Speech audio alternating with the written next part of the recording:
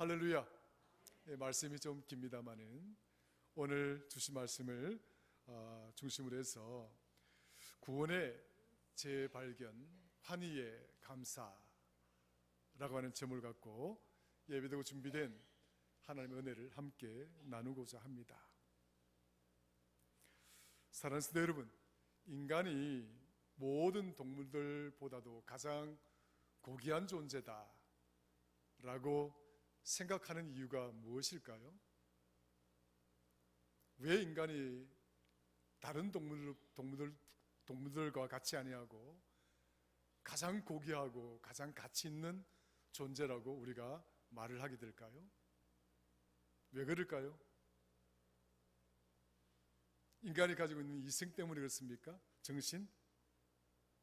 아니면 동물들이 할 수 없는 그런 도구나 수단들을 통해서 문명을 발달시키고 또 여러 가지 과학적인 어떤 물건들을 만들어내고 발명하기 때문에 인간이 동물들보다 가장 고귀하다 이렇게 말을 할 수가 있을까요? 물론 일정 부분 그 부분에 있어서 우리가 그렇기 때문에 동물들보다도 조금 한 수 높은 그런 수준에 있는 존재다 이렇게 말씀을 들을 수가 있는 거죠.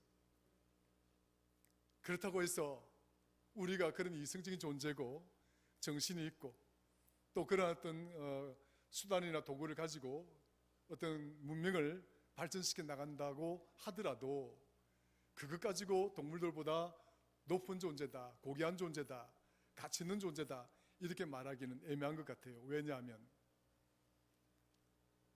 우리 인생의 여정이나 그 동물에 주어진 인생의 여정이나 그 생의 여정이나 살펴보면 사실 50부 100부라고 하는 것이죠. 그래서 사람들은 우리 인생의 그 여정이 끝나는, 그러니까 우리 육신의 수명이 다하는 그 끝나는 그 시점 이후에 우리 생은 어떻게 될 것인가에 대한 답을 갖지 못하면 우리가 아무리 이성적이고 우리가 아무리 정신적인 존재라고 이야기를 하고 그리고 어떠한 수단이나 도구를 통해서 문명을 발전시키고 개발시켜 나간다 하더라도 사실 그 동물 이상 그 동물 이하도 아니다라고 할 수가 있는 거예요. 그러니까 어떤 사람들은 우리가 수명이 다하는 그 지점에서 더 이상 한 발짝 나갈 수 없다라고 하는 그 절망감 때문에 허무주의에 빠지게 되지요. 그래서 비관하고 그 고귀한 자신의 생명을, 그 생명줄을 놓아버리는 자들도 참 많이 있습니다. 왜 이렇게 살까? 이렇게 산들 무슨 의미가 있을까? 그런 안타까움들 때문에 비관주의에 빠지게 되고 우울증에 빠지게 되고 그 자신의 생명마저도, 생명의 끝마저도 놓아버리는 그런 아쉬운 사람들이 우리 주위에 많이 있지요. 따지고 보면 우리 주변에 이런 비관주의에 빠져 있는 분들도 참 많이 있습니다. 희망이 없는 거죠. 뭐 이렇게 애를 쓰고 땀 흘리고 수고하고 산들 뭐 그게 뭐 대단한 거냐 이렇게 생각하는 사람들 아니겠습니까? 또 어떤 이들은 야 어차피 우리에게 주어진 인생 그게 뭐 80년이든 100년이든 와 주어진 인생 재밌게 사는 것이 그것이 행복이고 그게 남는 거다. 그래서 잘 먹고 잘 놀고 그래서 막 이렇게 잘 살자, 재밌게 살자 이런 어떤 주의를 우리는 쾌락주의 혹은 향락주의라고 이야기를 하죠. 오늘 이 시대가 많은 사람들이 아마 그런 어떤 가치에 빠져있는 부분이 많이 있다라고 볼 수가 있을 것입니다. 왜? 우리의 수명이 다하는 그 지점 이후에 우리는 볼 수가 없고 거기에 대한 어떤 확신이 없기 때문에 내게 주어진 이 삶 가운데서라도 잘 살고 잘 먹고 잘 지내다가 가자 이런 쾌락이나 향락주의에 집착하게 되고 또 그것을 추구하며 살아가는 사람들이 많이 있게 되는 거죠. 이보다 좀 더 이제 꼭 인생이 우리가 정신적인 존재고 이렇게 이런 가치 있는 존재인데 우리가 그렇게 살아야만 돼? 좀 윤리적으로 살고 좀 도덕적인 가치를 추구하고 좀 우리가 좀 그렇게 동물들과 좀 다른 모습으로 살아보는 것이 어떠냐? 이렇게 해서 도덕을 추구하고 윤리적 가치를 추구하는 자들이, 그런 주의들도 또 많이 있지요. 근데 가만히 생각해 보면 이런 뭡니까? 어떤 그 허무주의나 비관주의나 향락주의 같은 사람들도 따지고 보면 우리 수명이 다하는 그 이유를 알지 못하는 무지함에 놓여있기 때문에 그런 거죠. 모르기 때문에 그런 겁니다. 만약에 안다라고 한다면 그렇게 자기 인생을 그렇게 비관하거나 그런 낙심에 빠뜨려서 살지 않겠죠. 만약에 안다면 그렇게 쾌락주의나 향락에 빠져서 그렇게 그냥 노세 그런 모습으로 살지 않겠죠. 도덕이나 윤리를 추구하는 사람들 같으면은 좀 더 우리가 고상하게 살자, 좀 더 우리가 상대를 배려하고 이웃을 배려하고 좀 그런 어떤 정말 사람답게 사는 그런 세상을 만들어 보자, 그렇게 추구하는 사람들도 따지고 보면 모호성에 있는 거죠. 모호성이라는 게 뭐냐면 애매하다는 거예요. 야, 혹시 우리가 수명이 다하면 그 이후에 천국이 있을 수도 있고 없을 수도 있지 않겠느냐. 그러니까 우리가 좀 더 윤리적으로 살고 좀 도덕적으로 살고, 그래서 우리가 좀 더 이렇게 선한 삶을 살고 이렇게 좀 업적을 공직을 쌓아가면, 만약에 우리가 죽고 난 다음에 신이 있다거나 혹은 천국이 있다거나 그렇게 되면 내가 살아온 삶을 좀 기억해서 좋은 데 보내주지 않겠냐, 그런 이야기를 하고 그런 생각을 가진다 할지라도 확신이 없는 거예요. 애매한 거예요. 모호한 거예요. 그것이 오늘날 우리 주변에 있는 불교라 할지라도 그게 뭡니까? 굉장히 조직화되고 체계화된 종교성을 가진 그런 종교를 하더라도 애매성, 모호성에 빠져 있는 거예요. 죽으면 어찌 될 것이다 라고 하는 명확하고 확신 있는 대답을 주고 있지 못한 거예요. 왜 그런가? 모르기 때문에 그렇습니다. 만약에 안다라고 한다면 그렇지 않겠지요. 명확한 지침을 주겠지요. 명확한 길을 제시하겠지요. 명확한 방식을 이야기하겠지요. 모르기 때문에 애매하게 이야기를 하는 것입니다. 좀 더 선하게 살자, 좀 더 착하게 살자, 좀 더 많은 뭡니까? 공직을 쌓자. 그게 최선인 방법이지요. 우리가 할 수 있는.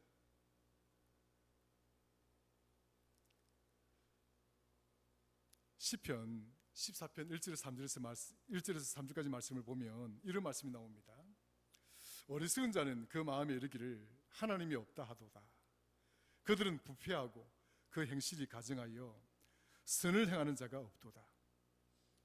여호와께서 하늘에서 인생을 굽어 살피사 지각이 있어 하나님을 찾는 자가 있는가 보리 하신즉 다 치우쳐 더러운 자가 되고 선을 행하는 자가 없으니 하나도 없도다.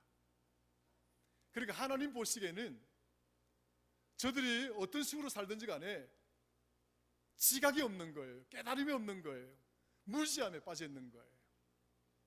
그러니까 모함이라는 것도 따지고 보면 무지함이에요. 모르기 때문에 애매한 거예요. 여기 있다가 저기 있다가. 그러나 오늘 여기 있는 저와 여러분들은 그런 무지함에 놓여있는 자들이 아닙니다. 그런 애매한 모호성에 놓여있는 자들이 아니라고요. 우리는 내 삶이 끝나는 그 지점 이후에 명확한 방향과 그 길을 알고 있는 그런 자들이에요. 성경은 그래서 일반 다른 경전과 다른 겁니다. 하나님의 말씀은 그래서 일반 다른 철학과 다른 거예요.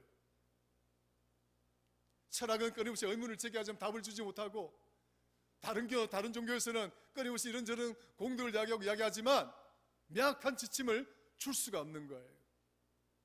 오직 우리에게 명확한 지침을 주고 명확한 길을 제시하고 있는 것은 오직 하나님의 말씀인 거예요.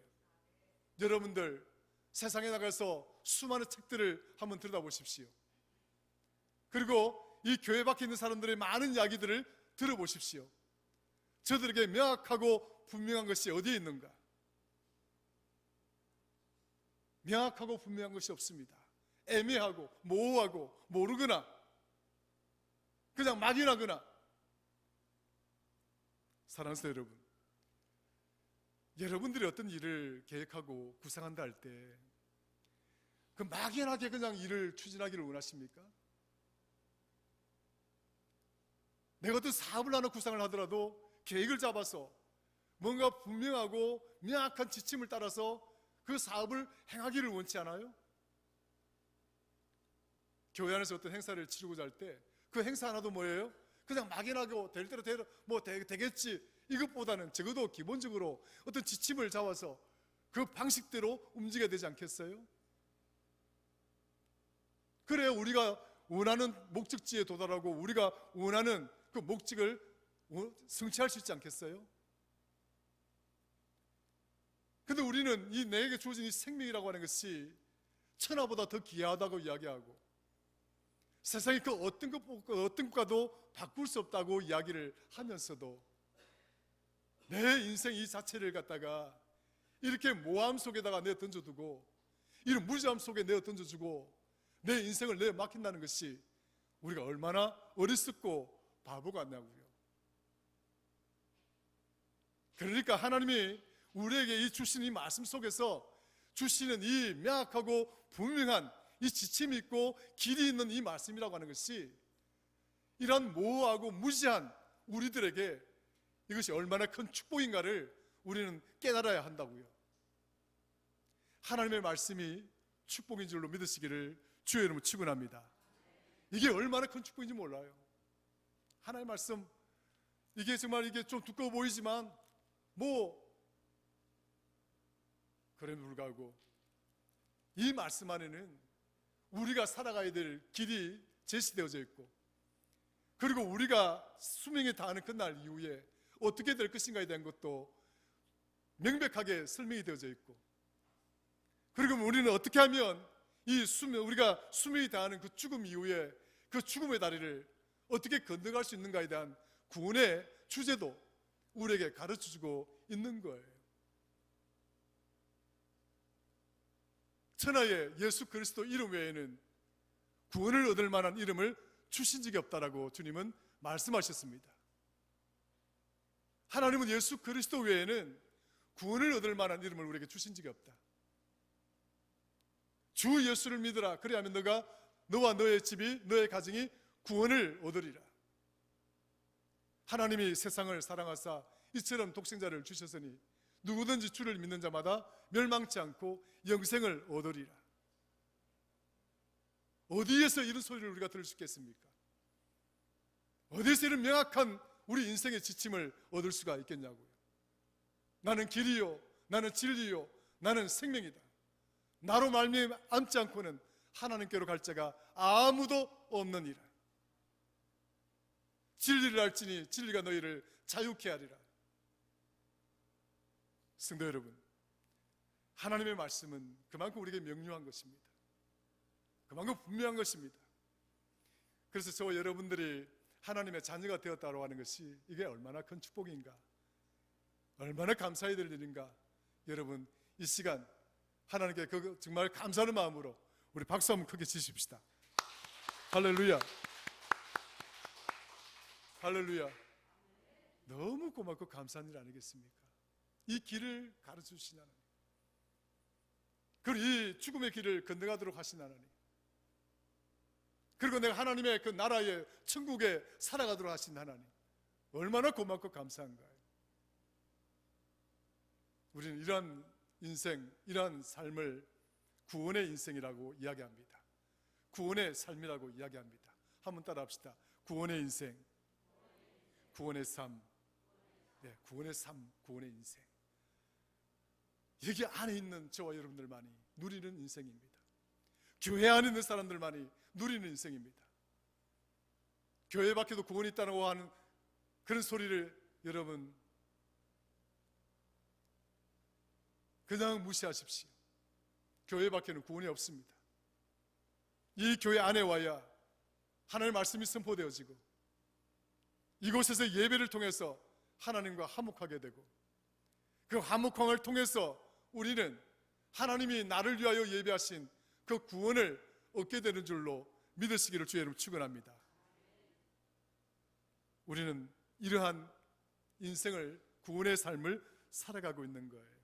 근데 구원도 사실 따지고 보면 조금 복잡해요. 좀 어려운 부분도 있어요. 그러나 간단하게 제가 이 구원에 대해서 한번 조금 체계적으로 한번 이야기를 간단하게 한번 생각을 해보고자 합니다. 우리는 구원의 백성이에요. 성경에서는 예수 그리스도를 믿는 자마다 구원을 얻는다고 했으니까 우리는 다 구원을 받은 백성인데, 내가 이 구원을 받았다라고 하는 이 의미가 어떤 의미가 있을까? 시간적인 의미가 있어요. 그러니까 시간으로 이야기하자면 우리가 크게 과거와 현재와 미래 이렇게 나눌 수가 있겠죠.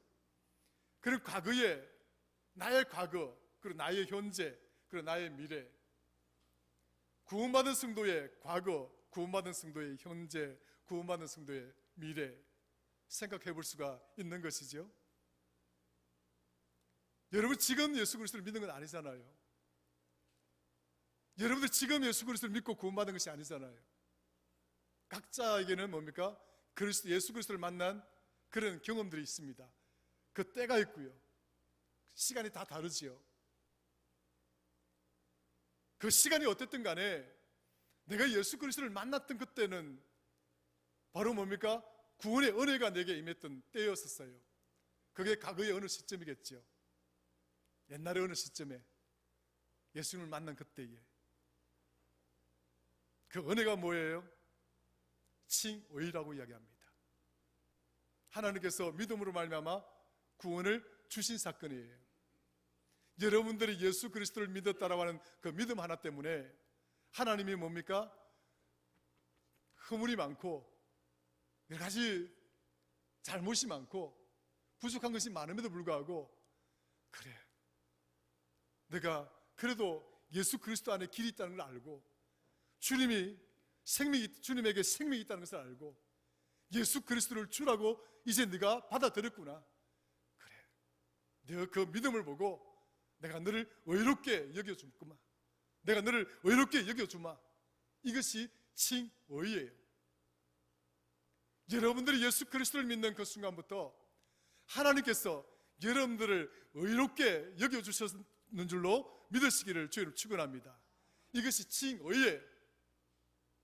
의롭다고 부르는 거예요.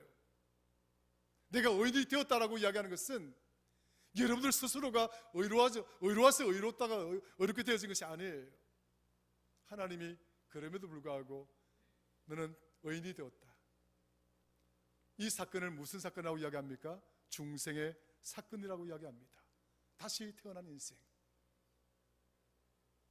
과거에 알지 못했던 영원한 생명을 회복한 사건, 그것이 중생인 거예요. 그래서 인간이 왜 동물보다 고귀하고 존귀한가? 이성이나 정신, 도구나 수단, 그것이 아니라 인간은 뭐예요?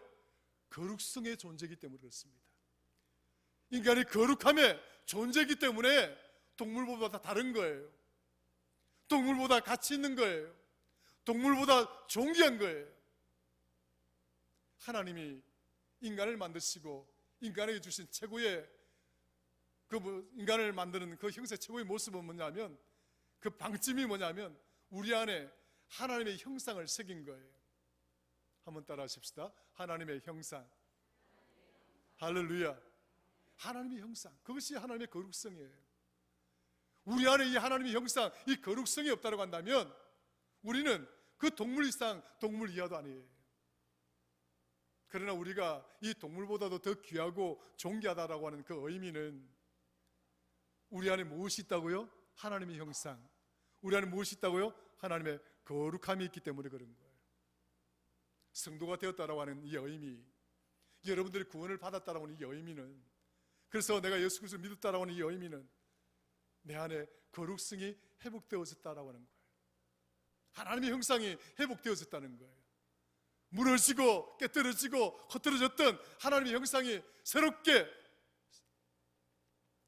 세워지고 온전히 구축되어져 있는 그런 성도가 되었다는 것을 의미하는 거예요. 칭이 중생을 얻었다라고 하는 것은 과거에 받은 은혜를, 받은 구원을 말합니다. 따라합시다. 과거에 받은 구원, 그리고 우리는 과거에 이미 이 구원을 받은 거예요. 두 번째, 이 구원은 어떤 의미가 있느냐? 구원은 누리는 구원이 있습니다. 현재죠. 현재는 어떤 구원인가? 현재는 누리는 구원이어야 된다. 따라합시다. 현재는 누리는 구원이어야 된다. 할렐루야. 현재는 누리는 구원이에요. 이걸 우리가 교리적으로 용어로 표현을 하자라고 한다면 이렇게 표현할 수 있는 거죠. 성결과 신유다. 성결이라고 하는 것은 여러분들이 완벽성에 이르는 것을 말하는 게 아니에요. 지금 내가 비록 부족한 것이 있지만 시간이 지남에 따라서 내가 더 성화되어져 가는 거예요. 성결한 삶을 통해서 더 많이 성결하고 더 많이 성결하고, 그것은 과정이지요. 지금 우리가 구원을 누리는 이 현재의 시간이라고 하는 것은 이 성결한 삶을 살아내는 과정이에요. 구원의 삶을 살아내는 과정이에요. 여러분들이 이미 중생을 했고 여러분들이 이미 과거에 예수 그리스도를 만나서 구원을 받았기 때문에 지금은 우리의 삶이라고 하는 것은 구원의 삶을 살아가는 거죠. 보다 성결한 삶을 살아가시기를 주의 이름으로 축원합니다. 이 성결한 삶을 살아가는 거예요. 지금도 더 나아진 모습으로, 더 좋은 모습으로 이 구원의 삶을 누리는 거예요. 신유란 게 뭡니까? 질병만 치유받는 게 신유일까요? 여러분들의 어떤 병이 낫는 것만 그게 신유일까요? 아니에요. 모든 것이 치유입니다. 신유라고 하는 것은 치유 자체를 말하는 거예요. 치유. 마음이 치유되고, 이 영성이 치유되고, 이런 삶의 문제가 치유되고, 우리 기독교 대한 성결교에서 말하는 중생, 성결, 신유, 이 신유의 은혜라고 하는 것은 치유를 말합니다. 치유. 여러분들에게 이 치유의 은혜가 있기를 주의 이름으로 축원합니다. 질병이 있는 분들은 질병이 치유되어질 뿐만 아니라 마음의 상처가 있으신 분들, 또 이런 삶에 여러 가지 문제가 있으신 분들, 관계가 깨뜨려지신 분들, 하나님 사이에 뭔가 또 문제가 좀 생기신 분들, 이런 모든 분들이 치유되어져 가는 이 치유의 은혜가 구원을 누리는 과정이에요. 오늘 우리는 이 구원을 누리는 과정 자리에 와 있는 것입니다. 세 번째는 구원의 완결성이죠. 구원이 완성되는 것입니다. 언제 완성되는가? 예수님이 재림하실 때. 우리는 이제 그때는 뭡니까? 우리의 구원이 어떻게 될까요? 완성되는 거예요. 영화로운 존재가 되는 거죠. 바뀌는 거죠. 승화된 존재가. 자, 이렇게 우리 구원을 이야기를 할 수 있습니다. 과거에 받은 바 은혜의 구원, 지금 누리는 구원의 은혜, 또 앞으로 완결될 그 구원을 소망하며 살아가고 있는 것이죠. 그런데 오늘 제가 설교 제목을 구원의 재발견과 환희의 감사라고 했습니다. 오늘 이 제목에 맞춰서 누리는 구원의 은혜라는 것이 도대체 뭘까? 과거의 은혜를 받았고 이미 구원을 받았고 앞으로 미래에 이 구원이 완성되고 완결되겠지만 이 과정 속에서 우리가 이 구원의 은혜를 가지고 살아가고자 할 때 우리는 이 구원을 어떻게 누리며 살아갈 것인가? 이 의미를 한번 생각해 보고자 한 거예요. 성도 여러분, 이 구원을 누리기 위해서는 우리가 필요한 것이 있습니다. 세 가지의 과정이 필요하다고 생각할 수 있어요. 첫 번째는 구원의 은혜를 누리는 것은 의심하지 않는 확증된 믿음이 있어야 됩니다. 여러분들이 지금 이 현재의 완결되는 구원의 그 자리까지 가기 위해서는 제일 먼저 해야 될 것이 뭐냐면 의심하지 않는 확증된 믿음입니다. 따라 하십시다. 의심하지 않는다. 시편 59편 7절에 보면 하나님이여 내 마음이 확증되었고 내 마음이 확정되었사오니 내가 노래하고 내가 찬송하리이다.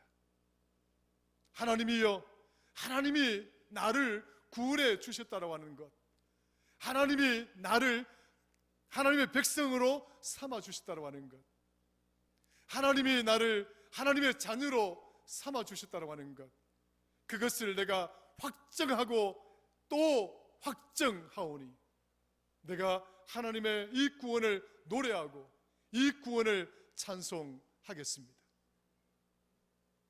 성도 여러분, 의심하지 말아야 됩니다. 오늘 시편의 이 58, 59편에서 이야기하고 있는 다윗의 고백이 오늘 저와 여러분들의 고백일 수 있기를 주의 이름으로 축원합니다. 나는 내 마음이 확정되고 확정되었사오니, 의심하지 않는 거죠. 나는 하나님의 백성이 되었구나. 본문 2절에 보면 그리스도 예수 안에 있는 생명의 성령의 법이 죄와 사망의 법에서 너를 해방하였습니다. 할렐루야. 하나님이 죄와 사망의 법에서 너희들을 해방하셨다라고 하셨기 때문에 우리는 그것을 믿는 거예요. 내가 죄와 사망으로부터 해방되었구나. 그리고 뭐라 했습니까? 생명의 성령의 법이 나를 이 죽음의 사망의 법으로부터 해방시켰다. 확증하는 거예요. 그것이 중요한 겁니다. 두 번째, 이 구원의 삶을 누리기 위해서는 두 번째, 구원의 기쁨을 회복하는 것입니다. 따라합시다. 구원의 기쁨을 회복하자. 시편 51편 12절에 보면 주의 구원의 즐거움을 내게 회복시켜 주시고 자원하는 심령을 주사 나를 붙들어 주옵소서. 다윗은 이런 고백 기도를 합니다. 주의 구원의 즐거움을 회복시켜 주옵소서. 여러분, 구원의 즐거움이 있어야 되는 거예요. 여러분들은 오늘 이 예배 자리에 나오면서 얼굴이 막 굳어 있거나 이런 모습들을 보게 되면 여러분 마음 상태가 이미 다 드러나게 되는 거죠. 여러분들 속이려고 해도 다 드러나게 되어 있는 거예요. 하나님의 구원의 백성들이 속에는 멍이 들어가고 있고 썩어 들어가고 있고 슬픔과 근심과 염려로 가득 채워져 있으면서 겉으로 웃는다고 한들 그게 무슨 의미가 있을까요? 여러분들에게 정말 필요한 것은 뭐냐면 이 구원의 기쁨을, 즐거움을 회복하는 거예요. 사랑하는 성도 여러분, 하나님을 만나는 이 시간이 그렇게 기다려지고 하나님께 예배하는 이 시간이 그렇게 기대가 되고 오늘 예배를 통해서 선포되어질 하나님의 말씀이 그렇게 또 기대되어지는 그런 마음이 들어야 예배가 즐겁지 않겠습니까? 예배가 기쁘지 않겠습니까? 오늘 우리 김종호 목사님 설교 언제 끝날까? 오늘 좀 빨리 끝날까? 좀 더 길어질까? 머릿속에 이런 것을 가득 채워지는 순간 도대체 이 예배가 무슨 의미가 있겠어요? 예배를 드리는 그 시간 시작부터 마치는 시간까지 시간이 언제 흘렀는지 모를 정도로 그런 즐거움을 달라고, 그런 기대감을 달라고 여러분 기도할 수 있는 자가 될 수 있기를 주의 이름으로 축원합니다. 정말 구원의 기쁨, 이 구원을 누리는 자가 되기 위해서는 결국 이 기쁨을 회복해야 되는 거예요. 구원의 즐거움을 회복해야 되는 거예요. 이거 없이는 할 수가 없는 거예요. 아무것도 할 수가 없어요. 설령 한다고 하더라도 그거 의미가 없는 거예요. 사랑하는 성도 여러분, 저와 여러분들에게 이 구원의 기쁨이, 즐거움이 회복되기를 주의 이름으로 축원합니다. 본문 3절 8절에 보면 3절에서 8절을 보면 구원의 백성은 육신의 생각을 따르지 아니하는 것이다. 육신의 생각은 사망이고 영의 생각은 생명과 평안이다. 그리고 하나님을 기쁘시게 할 수도 없다라고 얘기했습니다. 구원의 백성은 육신의 생각을 따르지 아니한다. 누구의 생각을 따른다고요? 하나님의 생각을 따르는 것이다. 성도 여러분, 여러분들이 구원을 누리는 복된 성도가 되기를 주의 이름으로 축원합니다. 그러기 위해서는 하나님의 생각을 따라가는 자가 됩니다. 나의 구원이 완결되는 그 지점까지 우리는 하나님의 생각을 따라가는 이 구원의 여정, 이 가운데서 이 구원을 누릴 수 있는 성도가 되어야 되는 거예요. 본문에서 또 뭐라고 이야기하십니까? 14절 15절 무릇 하나님의 영으로 인도함을 받는 사람은 곧 하나님의 아들이라. 너희는 다시 무수와는 종의 영을 받지 아니하고 양자의 영을 받았으므로 우리가 아빠, 아버지라고 부르느니라. 이것만큼 큰 축복이 어디 있습니까? 이제 하나님의 영으로 인도함을 받는 사람은 하나님의 무엇이라고요? 하나님의 아들이라, 하나님의 자녀라. 저와 여러분들이 하나님 앞에서 그냥 이방인들이 아니란 말이에요. 하나님의 자녀가 되었다는 거예요. 그뿐입니까? 무엇이라고 이야기합니까? 상속자가 되었고 하나님을 향하여 아빠, 아버지라고 부르는 존재가 되었다라고 이야기하는 건 아니겠습니까? 성도 여러분, 이 구원의 여정, 이 구원을 누리는 성도가 되기 위해서는 하나님의 자녀임을 믿으시기를 주의 이름으로 축원합니다. 하나님의 존귀한 상속자가 되었음을 믿어야 됩니다. 그리고 하나님을 향하여 아빠, 아버지라고 부르며 그 뜻을 쫓아서 살아갈 수 있는 자가 되어야 되는 것입니다. 그래야 이 구원의 삶을 누릴 수가 있는 거예요. 마지막으로 생각할 수 있는 것이 뭐냐면, 구원을 누리기 위해서는 구원의 즐거움을 환희의 감사로 누려야 됩니다. 따라합시다. 구원의 즐거움을 환희의 감사로 누리자. 환희라고 하는 말은 큰 기쁨을 말하는 거예요. 큰 기쁨으로 누리자. 골로새서 2장 6절에서 7절까지 말씀 보면 이런 말씀이 나와 있습니다. 그러므로 너희가 그리스도 예수를 주로 받았으니 그 안에서 행하되 그 안에 뿌리를 박으며 세움을 받아 교훈을 받은 대로 믿음에 굳게 서서 감사함을 넘치게 하라. 골로새서 2장 6절 7절에서 말씀하는 게 뭡니까? 너희가 그리스도 예수를 주로 받았으니 그 안에서 행하되 그 안에서 살아가되 그리고 그 안에 뿌리를 박고 세움을 받아서, 그 다음이 중요합니다. 교훈을 어떻게 해요? 받은 대로. 너희가 교훈을 받은 대로 하나님의 말씀을 듣고 그 말씀을 통해서 선포되어진 그 말씀이 내게 주는 그 교훈대로, 그 교훈대로 말씀에 믿음에 굳게 서서 그 다음 뭐라고요? 감사함을 넘치게 하라. 적당한 감사가 아니라. 여러분, 감사도 다 격이 있어요. 그렇잖아요?